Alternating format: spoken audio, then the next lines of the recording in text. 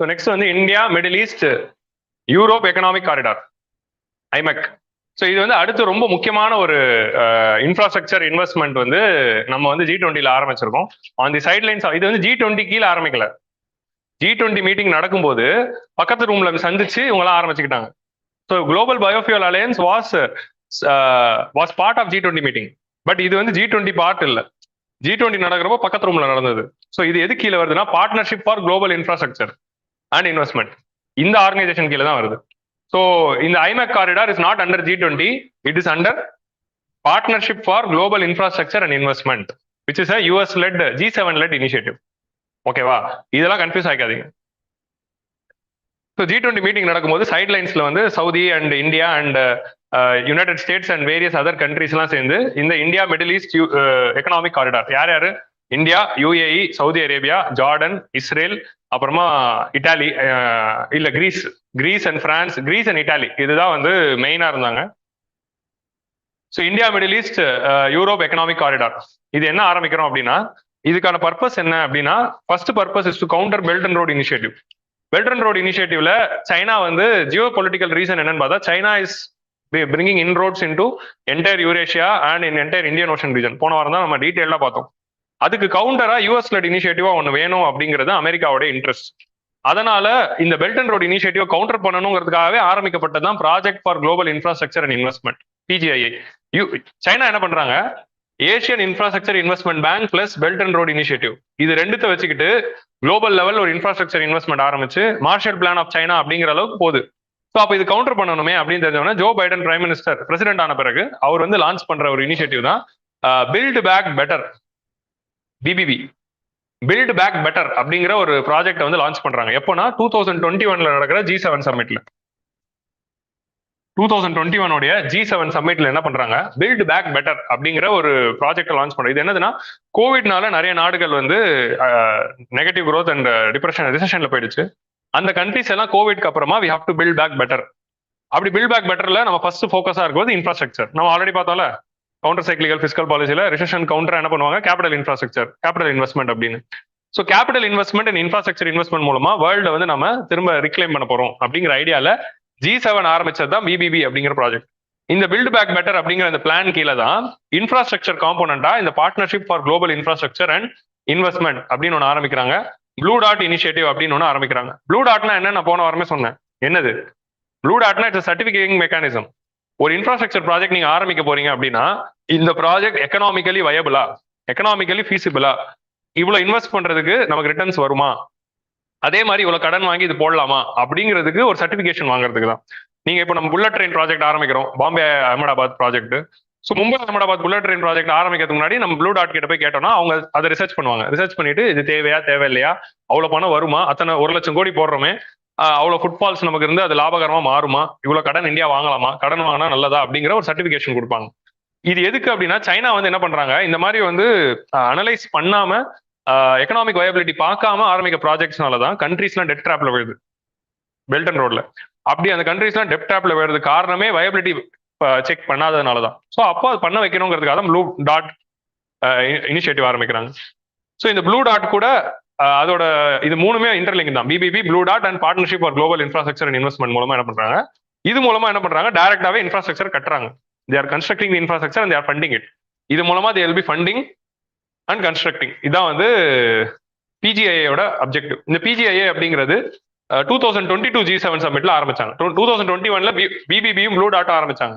2022 G7 வந்து எங்க நடக்குது, 2022 and 2023 G7 சம்மிட்ல ஒன்னொன்னு ஆரம்பிச்சு, இந்த வருஷம் G7 சம்மிட் வந்து ஜப்பான்ல நடந்துச்சு.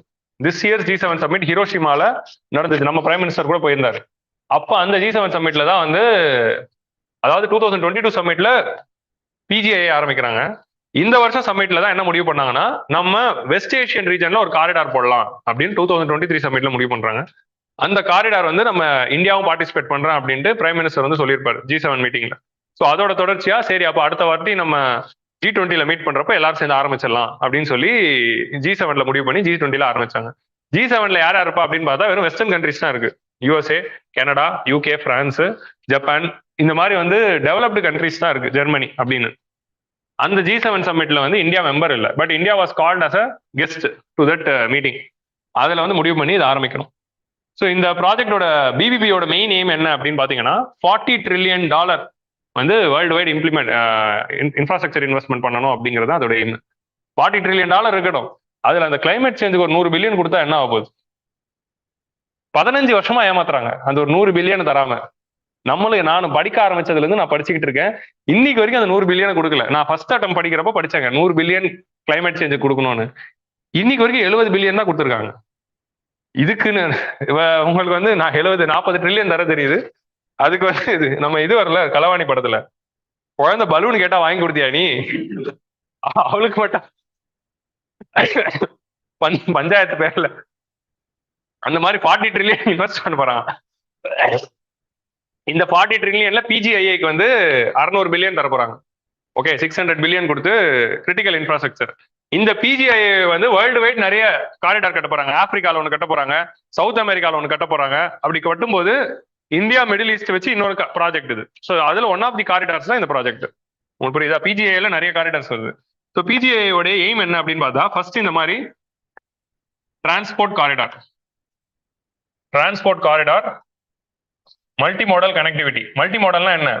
வெறும் ரோடு மட்டும் இருக்காது, ரோடு, ரயில், பைப் லைனு, இப்போ வந்து இதுவும் சேர்த்துக்கிறாங்க.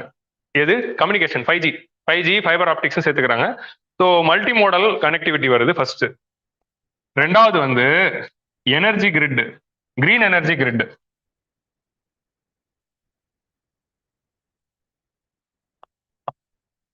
கிரீன் எனர்ஜி கிரிட்னா ரெனியூபிள் எனர்ஜி இன்ஃப்ராஸ்ட்ரக்சர்ஸ் கட்டி அந்த ரெனியூபிள் எனர்ஜி எல்லாத்தையும் லிங்க் பண்றதுக்கு ஒரு கிரிட். லைக் நம்ம இன்டர்நேஷனல் சோலார் அலையன்ஸ்ல ஆரம்பிக்கிற மாதிரி அங்க சைனாவும் ஒன்று பண்றாங்கன்னு பார்த்தோம். அதே மாதிரி இதுலயும் வந்து கிரீன் எனர்ஜி கிரிட், ரெனியூபிள் எனர்ஜிக்காக தனியா ஒரு கிரிட் பண்ணணும். மேபி இதை வந்து சோலார் அலையன்ஸ் கூட லிங்க் பண்ணிக்கலாம்.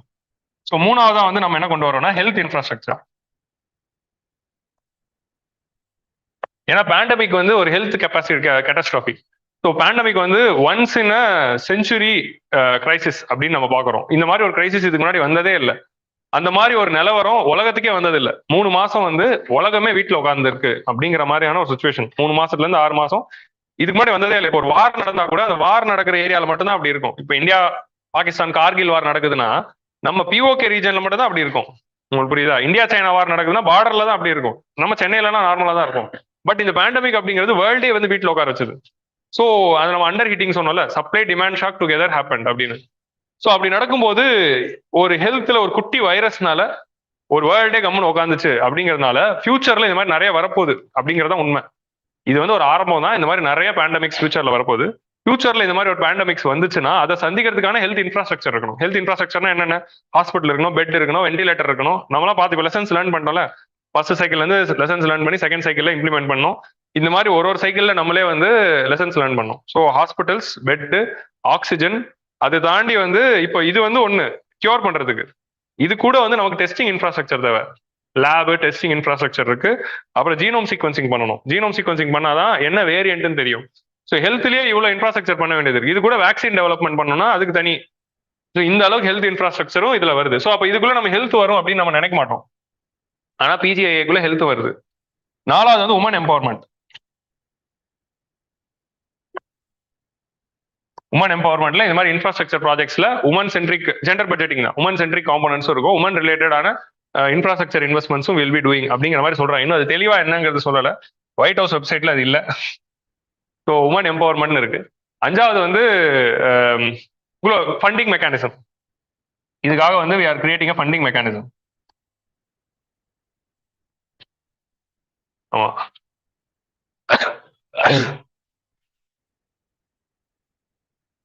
ஓகே. ஸோ இதான் வந்து பிஜிஐக்குள்ள இருக்கு. இல்ல இந்த டிரான்ஸ்போர்ட் காரிடார்க்குள்ள தான் ஐமேக் வருது. இந்த ஐமேக்கை தாண்டி நிறைய காரிடார்ஸ் வருது. அதை தாண்டி பிஜிஐக்குள்ள இவ்வளவு இருக்கு நம்ம G7 பிளான்ல. G7 பிளான்ல இவ்வளவு இருக்கு. கிளியரா? ஸோ அப்போ பிஜிஐஏ அப்படிங்கிறது G7 இனிஷியேட்டிவ். பிஜிஐஏக்குள்ள தான் நமக்கு ஐமேக் வருது, தவிர G20 வரல. G20 சைட்லைன்ஸ்ல தான் நடந்துச்சு. யூரோப் இதுல யார் யார் மெம்பர்ஸ்னா USA, European union, France, Germany, Italy, Mauritius, UAE, Saudi Arabia and world bank. இவங்க எல்லாருமே சேர்ந்து ஆரம்பிக்கிறாங்க. வேர்ல்ட் பேங்க் இதுல ஒரு மெம்பர், ஒரு ஃபண்டரா வர போறாங்க. ஸோ இதோட ஃபீச்சர்ஸ் என்னென்ன?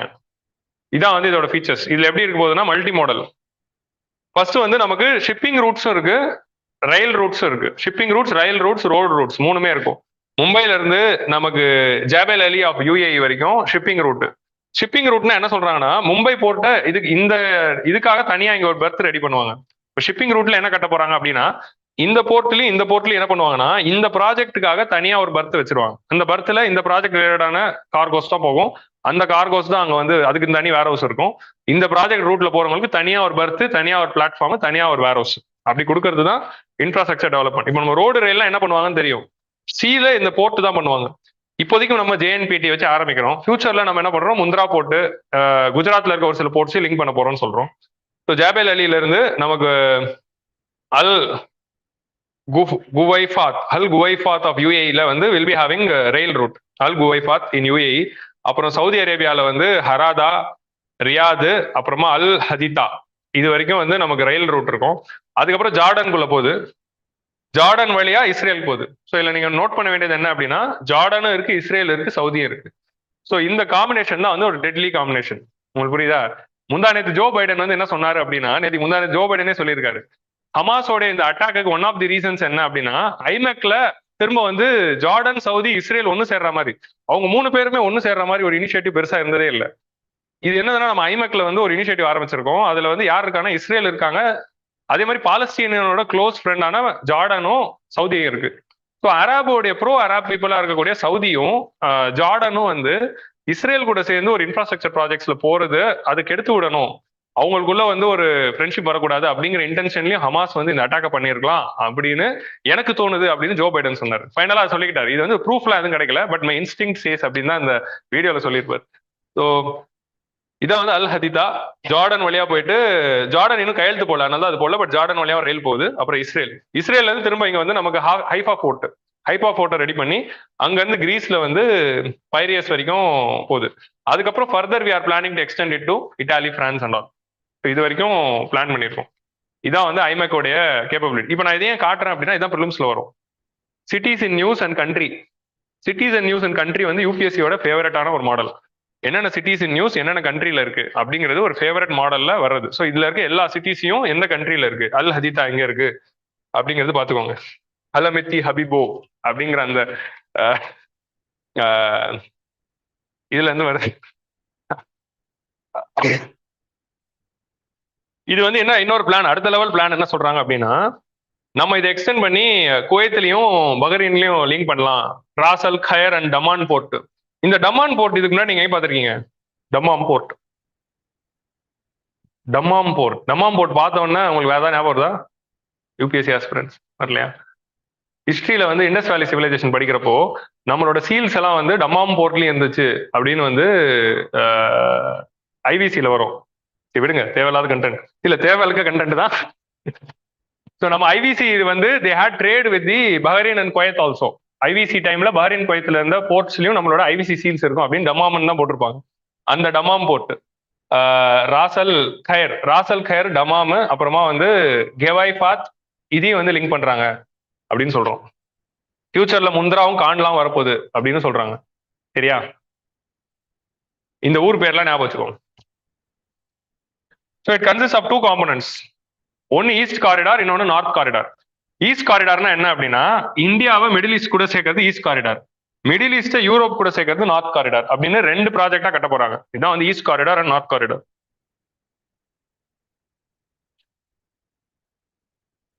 ரயில்வே லிங்க் இதுல வந்து reliable, cost effective, cross border ship to rail transit network, supplementing existing maritime and road transport routes, enabling goods and services transit. Okay, between India, UAE, Saudi Arabia, Jordan, Israel and Europe.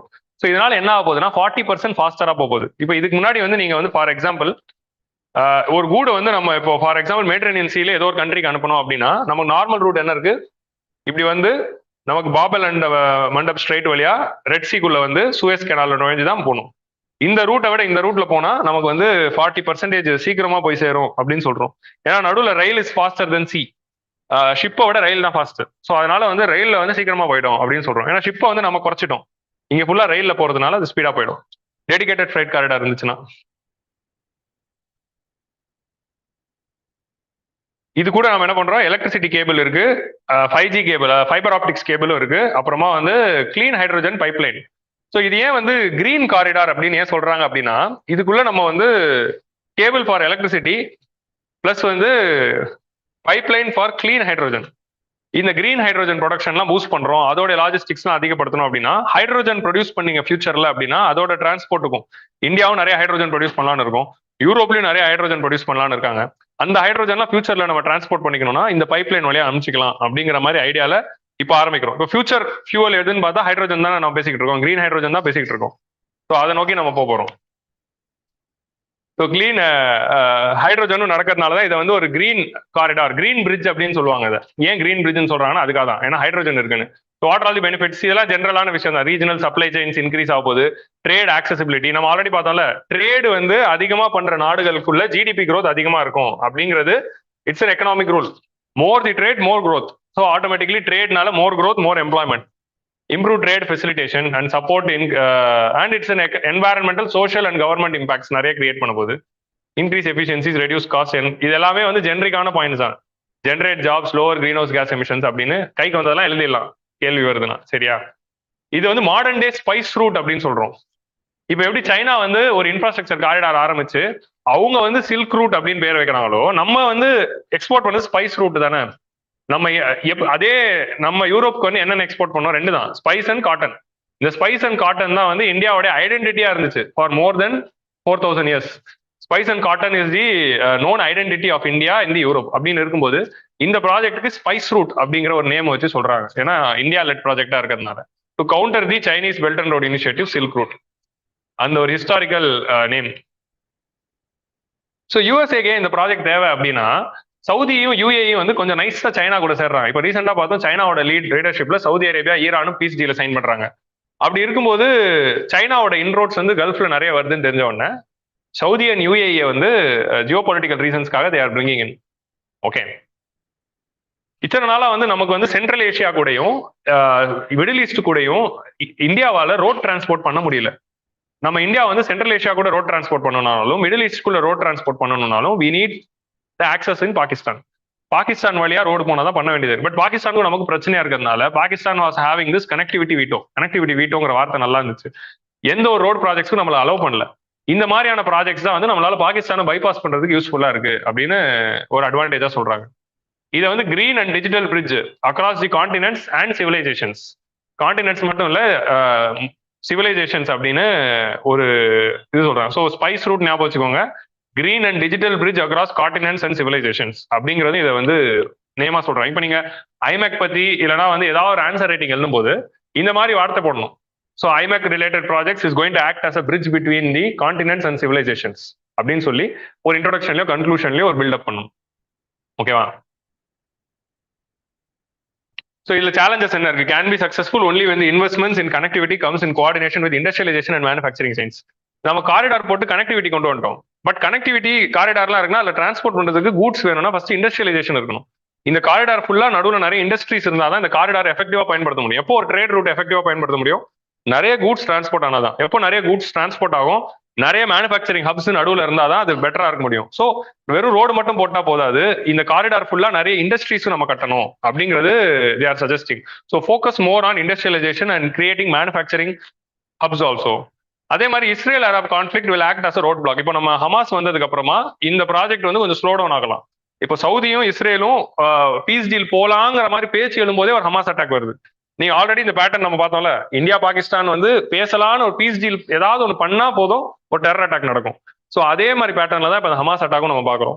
ஏதோ ஒரு நல்லது நடக்குது, ஏதோ ஒரு piece வருது அப்படிங்கிற போது திரும்ப வந்து ஒரு அட்டாக் வந்து அந்த ரிலேஷன்ஷிப்பை வந்து ஒரு கான்ஃபிளிக்ட் உருவாக்கிடுறாங்க. ஸோ அதனால இஸ்ரேல் அரப் கான்ஃபிளிக்ட் வந்து வரும். பிளஸ் இல்ல ஜார்டன் இருக்கு, சவுதி அரேபியா இருக்கு, இவங்க ரெண்டு பேர் தான் மெயின் பிளாக்ஸ். ஸோ ஆட்டோமேட்டிக்லி பிரச்சனை வரும். Egypt is opposing it. ஈஜிப்டே அப்போஸ் பண்ணுது அப்படின்னா சூயஸ் கேனாலுக்கு இது ஆல்டர்னேட்டிவா நம்ம போறதுனால அவங்களுக்கு வருமானம் போகுது அப்படிங்கிறது ஈஜிப்டோட கன்சர்னா இருக்கு. So Egypt's opposition is mainly due to the composition of Suez canal and Russian led INSTC. So India வந்து ஆல்ரெடி வந்து International North South Transport Corridor அப்படிங்கிற இனிஷியேட்டிவ்ல ஆல்ரெடி ஒன்று கையெழுத்து போட்டு ஆரம்பிச்சிட்டோம். இந்தியா அண்ட் ரஷ்யாவும் சேர்ந்து இன்டர்நேஷனல் நார்த் சவுத் டிரான்ஸ்போர்ட் காரிடார்னு ஒன்று பண்ணிட்டு இருக்கோம். நார்மலா நம்ம வந்து ரஷ்யாவுக்கு போர்ட்ல அனுப்பணும் அப்படின்னு பார்த்தா மும்பைல ஆரம்பிச்சு பந்தார் சைடு ரெட் சி, அப்புறமா சூயஸ் கெனால், மெடிட்டரேனியன் சி அப்படின்னு போயிட்டு என்டையர் யூரோப்பையும் சுத்திட்டு அப்புறம் தான் ரஷ்யாவுக்கு போகணும். இல்லைன்னா நீங்க இங்க ரைட்ல வந்து பிளாக் சீல பைபாஸ் பண்ணி இப்படி ரஷ்யாவுக்கு போகணும். ஆனா இதை பைபாஸ் பண்றதுக்காக தான் International North South Transport Corridor அப்படின்னு இந்தியாவும் ரஷ்யாவும் சேர்ந்து ஆரம்பிக்கிறாங்க. மும்பைல இருந்து Bandar Abbas of Iran, Bandar Abbas of ஈரான்ல இருந்து டைரக்டா வந்து you'll come to Caspian sea, Caspian இருந்து சி ரூட்ல போகும். அப்புறம் திரும்ப வந்து அஸ்ட்ரகான்ல இருந்து கஜகஸ்தான்ல இருந்து ரயில் ரூட் ரோடு ரூட் ஆரம்பிச்சு Moscow and Saint Petersburg. So இப்படி வரதுனால ஒரு மல்டி மோடல் காரிடாரை கட்டலான்ட்டு ரஷ்யாவும் இந்தியாவும் சேர்ந்து ஆல்ரெடி ஆரம்பிச்சு இன்டர்நேஷனல் நார்த் சவுத் டிரான்ஸ்போர்ட் காரிடார்னு ஒன்று பண்ணிட்டு இருக்கோம். ஸோ இது வந்து ஒரு ஆல்டர்னேட்டிவ் ரூட் இருக்கு. இப்போ கூடவே என்ன வருது, இங்க இருந்து வந்து ஐமேக்னு ஒன்று இப்படி லான்ச் பண்றோம். ஸோ இது ரெண்டு வந்துருச்சுன்னா சூயஸ் கெனாலுக்கு வருமானம் போயிடும் அப்படின்னு இஜிப்ட் வந்து கன்சர்ன் சொல்றாங்க. இது நம்ம பாத்தீங்கன்னா இதுல என்ன ஒரு பியூட்டினா, யூஎஸ் கூட சேர்ந்து இப்படி ஒன்று போறோம், ரஷ்யா கூட சேர்ந்து அப்படி ஒன்று போடுறோம். இதுக்கு பேர் தான் வந்து மல்டி அலைன்மெண்ட் அப்படின்னு சொல்றது. மல்டி அலைன்மெண்ட் இதுல நமக்கு என்ன வேணும், நம்மளோட நேஷனல் இன்ட்ரெஸ்ட் இருக்கு. we are not aligning with anyone. ரெண்டு பேர் கூடயும் நாங்க ஒரு காரிடார் பண்ணி ரெண்டு பேர் கூடயும் நாங்க கோஆர்டினேட் பண்ணுவோம் அப்படிங்கிற மாதிரியான ஒரு விஷயம். இதுல அடுத்த ப்ராஜெக்ட் என்னதுன்னா, நம்ம அஷ்காபாத் அக்ரிமெண்ட்குள்ள இங்க வந்து நம்ம வந்து சபஹர் போர்ட் ரெடி பண்றோம் ஆப்கானிஸ்தான்ல. சபஹர் போர்ட் ரெடி பண்ணி we are going to ஆப்கானிஸ்தான்ல வந்து இங்க இருந்து we are going to Afghanistan and you are extending it to the Central Asia. இது வந்து அஷ்காபாத் அக்ரிமெண்ட் அப்படின்னு ஒரு அக்ரிமெண்ட்குள்ள இன்னொரு காரிடார். ஸோ நம்ம வந்து பந்தார் அப்பாஸ் போர்ட் ஆஃப் ஈரான் மூலமா ரஷ்யாவுக்கு போறோம். சபஹர் போர்ட் அப்படிங்கிற போர்ட்டை ரெடி பண்ணி இது மூலமா வந்து நம்ம வந்து டெலாரம் ஹைவேஸ் மூலமா we are going to Afghanistan and central Asia. And இங்க வந்து நமக்கு துபாய் போர்ட் வழியா we are going to Europe. So இந்த மாதிரி கனெக்டிவிட்டி ப்ராஜெக்ட்ஸ் 3 வந்து இந்தியா பார்ட்டிசிபேட் பண்ற மாதிரி ஆல்ரெடி போயிட்டு இருக்கு. இதுதான் வந்து போகுது. ஸோ இது 3த்துக்குள்ளேயே ஒரு கோஆர்டினேஷன் வந்தா இன்னும் பெட்டரா இருக்கும் அப்படிங்கிறது ஐடியா. இப்போ இந்தியா வந்து பெல்ட் அண்ட் ரோட் இனிஷியேட்டிவ்க்கு என்ன ஆல்டர்னேட்டிவ் பண்றாங்க அப்படின்னா, இப்போ நம்ம என்றதையும் இங்க 3 வந்துருச்சு. இதுக்கப்புறம் நீங்க இந்தியன் ஓஷன் ட்ரீம் அசோசியேஷனை சேர்த்துட்டு சீல ஒரு ஐடியாவும் சொல்லிட்டா என்டையர் பெல்ட் அண்ட் ரோடுக்கும் நமக்கும் ஒரு கவுண்டர் பண்ணிட்டு இருக்கோம் அப்படிங்கிற மாதிரி சொல்லலாம். What is the way forward? Corridor model could be extended to Africa. So நம்ம என்ன பண்றோம், குளோபல் சவுத்துக்கு ஒரு வாய்ஸா இருக்கிறதுனால அப்படியே இந்த காரிடார் இப்படி போதில்ல, இங்க இருந்து இன்னொரு ரூட் போட்டு இஜிப்டையும் உள்ள சேர்த்து நீயும் வாப்பா, நம்ம இங்க ஒரு ரூட் போட்டு அப்படியே சவுத் ஆப்பிரிக்கா வரைக்கும் அப்படியே போயிட்டே இருக்கலாம் அப்படிங்கிற மாதிரி. ஆப்பிரிக்கா நார்த் சவுத் காரிடார் அப்படின்னு போட்டு இஜிப்ட் டு சவுத் ஆப்பிரிக்கா அப்படிங்கிற மாதிரி ஒரு காரிடார் போட்டுடலாம் அப்படின்னு சொல்றாங்க. குளோபல் சவுத்துக்கு ஒரு வாய்ஸாகவும் இருக்கும் அப்படிங்கிற மாதிரி. Balancing divorcing interest of multiple கண்ட்ரிஸ்ங்கிறது ஒரு சேலஞ்சா இருக்க போகுது. ஏன்னா வந்து இதுக்குள்ள யாரா இருக்கா, யூஎஸ்ஏவும் இருக்கு, யூரோப்பியன் கண்ட்ரிஸும் இருக்காங்க, இஸ்ரேலும் இருக்கு, அரேபியன் கண்ட்ரிஸும் இருக்காங்க. ஸோ அப்படி இருக்கும்போது எல்லாருக்கும் வேற வேற இன்ட்ரெஸ்ட் இருக்கு. ஸோ இவங்க எல்லாரோட இன்ட்ரெஸ்டையும் உள்ள கொண்டு வந்து இந்த ப்ராஜெக்டை இம்ப்ளிமெண்ட் பண்றது பெரிய விஷயம். இது கையெழுத்து தான் போட்டிருக்காங்க. நான் என்ன பண்ணலான்னு பயோஃபியூல் அலையன்ஸ், நான் என்னோட பழக்கம் என்னன்னா எடிட்டோரியல் நடத்த போறேன்னா அதோட பிடிஎஃப் ஃபுல்லா படிச்சிருவேன். உங்களுக்கு புரியுதா? அதோட ஒரிஜினல் டாக்குமெண்ட்டே போய் படிப்பேன். ஒரிஜினல் டாக்குமெண்ட் படிக்கலான்னு ரெண்டு பக்கத்துக்கு தான் இருக்கு. இந்த ஐமக்கு ஒரு பக்கம் தான் இருக்கு. ஒரு பக்கத்துல இப்ப நம்ம ஸ்லைட்ல இருக்கிறது எல்லாத்தையும் போட்டு இதை ஆரம்பிக்க போறோம் அப்படின்னு சொல்லி கீழே ஒரு 8 பேரோட பேர் போட்டாங்க கையெழுத்து போடுறதுக்கு. அது கையெழுத்து தான் போட்டிருக்காங்க. உங்களுக்கு புரியுதா? அது மட்டும் தான் இன்டர்நெட்ல இருக்கு, வேற எதுவுமே இல்லை. ஸோ ஒரே ஒரு பக்கம் பிடிஎஃப் தான் வந்து ஐமக்கே வந்து அபிஷியல் வெப்சைட்லயும் ஒயிட் ஹவுஸ் வெப்சைட்லயும் இருக்கு. அதை தாண்டி வேற எதுவும் இல்லை. போக போக இது டெவலப் ஆகும். பட் யூபிஎஸ்சி வந்து பேச்சு அடிப்படும் போதே கேள்வி கேட்பாங்க. அதான் யூபிஎஸ்சியோட இது. அதனாலதான் நம்ம இப்பயே பார்க்கணும். ஃபண்டிங் அண்ட் என்வாரன்மெண்ட், இதுக்கு வந்து நம்ம வந்து சஸ்டைனபிள் ஃபண்டிங் கொண்டு வரணும். என்வாரன்மெண்ட் கான்சியஸாகவும் இதை கொண்டு போகணும். ஏன்னா இன்ஃப்ராஸ்ட்ரக்சர்னாலே it is going to have a lot of land acquisition, forest destruction and change in the land use pattern அப்படின்றதுனால என்வாரன்மெண்டல் கன்சர்னும் நம்ம மைண்ட்ல வச்சுக்கணும் அப்படின்னு சொல்றாங்க. ஸோ ஜெனரல் பாயிண்ட்ஸ் தான்.